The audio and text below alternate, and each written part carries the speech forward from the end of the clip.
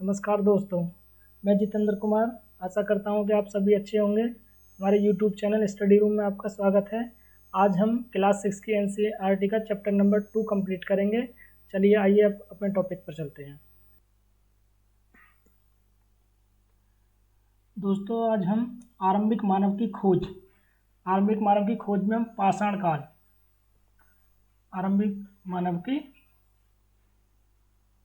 इसमें हम पाषाण काल पढ़ेंगे। पाषाण काल को 3 भागों में बांटा जाता है। मतलब जो पुरातत्वविद हैं, मैंने पिछले चैप्टर में आपको पुरातत्वविद बता दिया था कि जो पांडुलिपियां, औजारों और जो ईंटों से बनी चीज़ें हैं उनका जो मतलब जांच पड़ताल करते हैं वो लोग कौन होते हैं? पुरातत्वविद कहलाते हैं। उन्होंने जो काल हैं, समय हैं, उनको पाषाण काल, आरंभिक काल को क्या कहा है उन्होंने? पुरापाषाण काल। आरंभिक काल को क्या कहा है? पुरापाषाण काल। और जो पुरापाषाण काल है ये 2 भागों में बटा है, 2 शब्दों से बना है। पुरा का मतलब है प्राचीन और पाषाण यानी पत्थर। और जो पुरापाषाण काल है, केवल पुरापाषाण काल की बात कर रहा हूँ मैं यहाँ पर। जो पुरापाषाण काल है वो 3 भागों में बटा हुआ है। पुरापाषाण काल कितने भागों में बटा हुआ है? 3 भागों में। आरंभिक पुरापाषाण काल, मध्य पुरापाषाण काल और उत्तर पुरापाषाण काल। पाषाण काल 3 भागों में, आरंभिक पुरापाषाण काल, मध्य पुरापाषाण काल, उत्तर पुरापाषाण काल। और इसका जो समय है 20 लाख साल पहले से 12,000 साल पहले के दौरान तक इसका समय है। और मानव इतिहास में पुरापाषाण काल की अवधि सबसे लंबी है। मतलब जो पाषाण काल है वो 3 भागों में है: पुरापाषाण काल, मध्य पाषाण काल और नवपाषाण काल। इन तीनों कालों में किसकी सबसे लंबी अवधि है? पुरापाषाण काल की। क्योंकि मानव इतिहास की 99% कहानी इसी काल के दौरान घटित हुई थी। दूसरा है मेसोलिथ यानी मध्य पाषाण काल। ये मध्य पाषाण काल है, इसमें पूरा नहीं लगा हुआ है, यानी कि ये बीच का मध्य, यानी कि पुरापाषाण काल खत्म होने के बाद में ये काल शुरू हुआ था। और इसका जो समय है वो 12,000 साल पहले से लेकर कब तक है? 10,000 पहले तक। यहाँ पर सबसे महत्वपूर्ण घटना क्या हुई थी? मध्य पाषाण काल में पर्यावरणीय बदलाव हमें देखने को मिलते हैं। पर्यावरणीय बदलाव में क्या हुआ था? पहले ज़्यादा ठंड पड़ती थी, लेकिन 12,000 साल पहले लगभग क्या होना शुरू हो गया था? पृथ्वी पर गर्मी बढ़ना शुरू हो गई थी। पृथ्वी पर गर्मी बढ़नी शुरू हो गई थी। इस काल के जो पाषाण औजार हैं आमतौर पर बहुत छोटे होते थे। इन्हें माइक्रोलिथ यानी कि लघु पाषाण कहा जाता है। मतलब मध्य पाषाण में जो पत्थर के औजार बनाए जाते थे उनको क्या कहा जाता है? माइक्रोलिथ यानी लघु पाषाण कहा जाता था। आपको यह बात याद रखनी है। नवपाषाण काल का समय है 10,000 साल पहले से शुरू हुआ था। नवपाषाण काल में बहुत सारी चीज़ें आपको देखने को मिलती हैं, जैसे लोगों ने खेती करना शुरू कर दिया था, घर बनाकर रहना शुरू किया था, आग जलाना सीख गए थे। ये सब नवपाषाण काल की विशेषताएं हैं। आरंभिक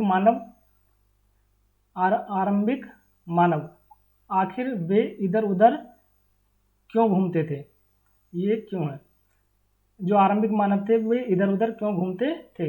इस उपमहाद्वीप में 20 लाख साल पहले, मतलब पुरापाषाण काल के समय में जो लोग रहा करते थे उन्हें हम आखेटक तथा संग्राहक कहते हैं। जो पुरापाषाण काल के लोग हैं उनको हम क्या कहते हैं? आखेटक, खाद्य संग्राहक के नाम से जानते हैं।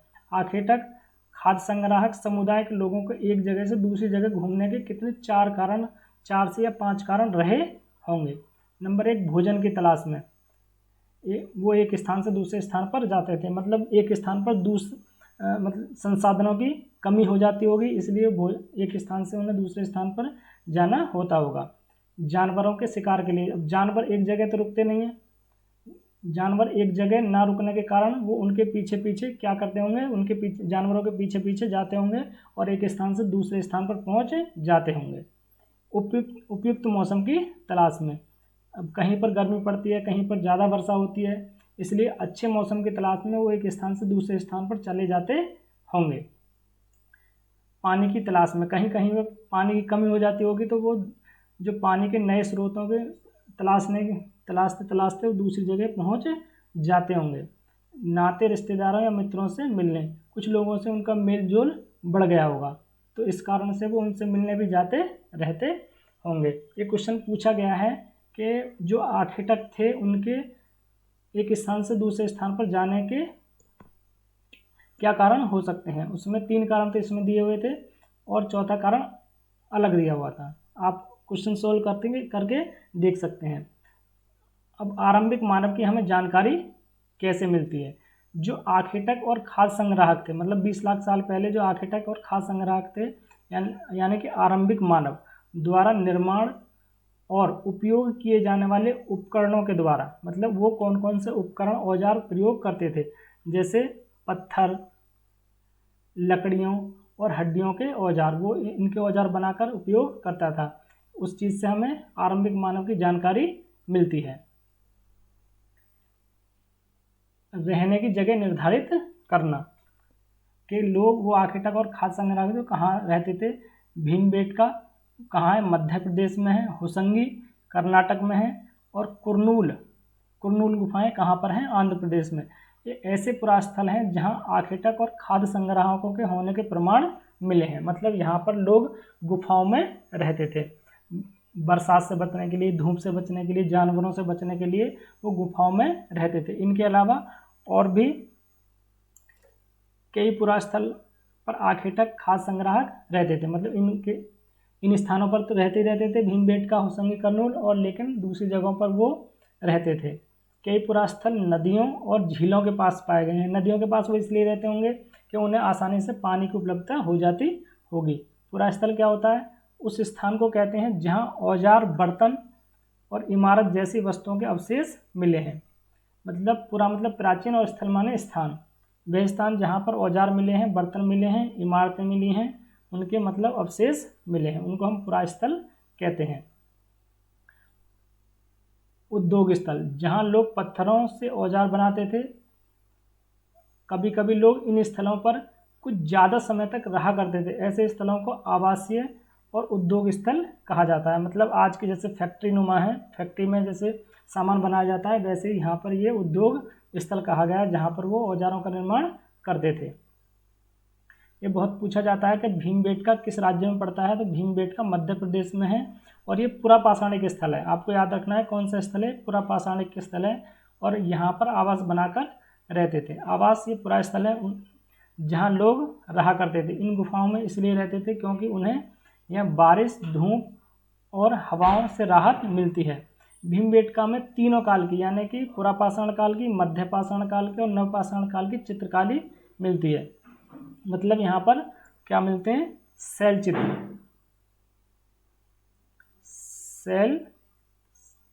चित्र। शैल में पत्थर होता है, मतलब दीवार, पत्थर की दीवारें होती है और चित्र, उस पर चित्र बने हुए हमें मिले हैं, भीमबेटका से मिले हैं। और एक महादहा है, वो उत्तर प्रदेश में, वहाँ से हमें शैल चित्र मिले हैं। ऐसी प्राकृतिक गुफाएं विंध्य और दक्कन के पर्वतीय इलाकों में भी मिलती हैं, जो नर्मदा घाटी के पास है। ऐसी गुफाएं में कहाँ मिलती हैं, विंध्य, ये मध्य प्रदेश में है, और दक्कन जो महाराष्ट्र से नीचे का हिस्सा है उसको हम दक्कन में रहते हैं। घाटी क्या होता है, 2 पर्वतों के बीच के नीचे का स्थान को हम घाटी कहते हैं। पाषाण औजारों का निर्माण, ये पाषाण औजारों का निर्माण 2 प्रकार से करते थे। पत्थर को पत्थर से टकरा कर करते थे, और दूसरा दबाव सल्क तकनीक द्वारा करते थे। इसमें क्या करते थे, वो एक जो ग्रिड होती थी उसको रख लेते थे और ऊपर से उसको हथौड़े या पत्थर से मारा जाता था, जिससे उसकी वो नुकीली हो जाए। आपको केवल याद रखना है, पत्थर को पत्थर टकराने से और दबाव सल्क तकनीक द्वारा औजारों का निर्माण किया जाता था। अब ये पूछा जाता है कि आग की खोज कब हुई थी, या आग की खोज के अवशेष हमें कहाँ से मिलते हैं। ये आग की खोज कुरनूल गुफा मैंने बताया था आपको कहाँ पर है, आंध्र प्रदेश में है। ये आंध्र प्रदेश में, यहाँ से हमें किसके अवशेष मिले हैं, राख के अवशेष मिले हैं। आरंभिक लोग आग जलाना सीख गए थे। ये नवपाषाण काल की बात है। आग इस्तेमाल प्रकाश, वो किस किस के लिए आग का इस्तेमाल करते थे? प्रकाश के लिए करते थे, मांस पकाने के लिए आग का प्रयोग करने लगे थे, और जैसे कोई खतरनाक जानवर होते होंगे उनको दूर भगाने के लिए भी किसका प्रयोग करते थे? आग का प्रयोग करते थे। याद रखना है, आग की खोज कुरनूल गुफा से राख के अवशेष हमें मिले हैं। ये नवपाषाण काल की बात है। और बदलती जलवायु, यानी कि नवपाषाण काल के आसपास जो 12,000 साल पहले दुनिया में जलवायु में बड़े बदलाव हुए और गर्मी बढ़ने लगी। इसके कारण घास के मैदान बनने लग गए थे। मतलब पहले ठंड ज़्यादा पड़ती थी, और लेकिन 12,000 साल बाद में क्या हुआ? जलवायु में परिवर्तन हुआ और गर्मी बढ़ने लगी। गर्मी बढ़ने के कारण, गर्मी बढ़ेगी तो बारिश भी होगी, और बारिश होगी तो घास के मैदान हैं, जो वनस्पतियां हैं, वो उनको ग्रो करने का अच्छा मौसम मिल जाएगा। और घास के मैदान बढ़ने से हिरन, बारहसिंगा, भेड़, बकरी, गाय, जानवरों की संख्या बढ़ गई। जब उनको भरपूर मात्रा में खाना मिलेगा तो वो खाएंगे भी ठीक, और प्रजनन भी ठीक तरह से होगा, इसलिए उनकी संख्या बढ़ गई। अब लोग इन जानवरों का शिकार करते करते इनके पीछे गए होंगे, मतलब उनको शिकार करके वो खाते थे, इसलिए इनके पीछा करते करते वो लोग गए होंगे। इनके खाने पीने की, जो जानवर हैं उनके खाने पीने की आदतों का पता लगाया होगा, और प्रजनन का समय की जानकारी लोगों ने इकट्ठा करना शुरू कर दिया। मतलब जानवर क्या खाते हैं, प्रजनन कब होता है, उनकी सबकी जानकारी वो रखने लगे। और जब भी इनको ये जानकारी हो गई तो जानवरों को पालने की बात सोचने लग गए कि किन किन जानवरों को पालतू बनाया जा सकता है, उनको पालतू बनाने लग गए थे। इस काल तक मछली का भोजन भोजन का महत्वपूर्ण स्रोत बन गई थी, यानी कि वो मछली भी खाने लग गए थे। इस दौरान उपमहाद्वीप में कौन कौन से देश आते हैं? हमारा भारत है, बांग्लादेश है, पाकिस्तान है, नेपाल है, भूटान है। 5 देश जो हैं उपमहाद्वीप में आते हैं। भिन्न भिन्न इलाकों में गेहूं, जौ और धान जैसे अनाज प्राकृतिक रूप से उगने लग गए थे। मतलब अभी लोग खुद से कृषि नहीं कर रहे हैं, अभी गेहूं, जौ, धान खुद ही उग जा रहे हैं। और जो उग जाता था उनको भोजन को लोग उनको इकट्ठा कर लेते थे, और इकट्ठा करके बाद में खाने के लिए वो इकट्ठा कर लेते थे। अनाज कहाँ उगते थे और कब पककर तैयार होते थे, ये उन्होंने जानकारी जुटाना शुरू कर दिया। और जानकारी जुटाने के बाद वो खुद अनाजों को खुद पैदा करना सीख लिया। इस प्रकार वो क्या? कृषक बन गए।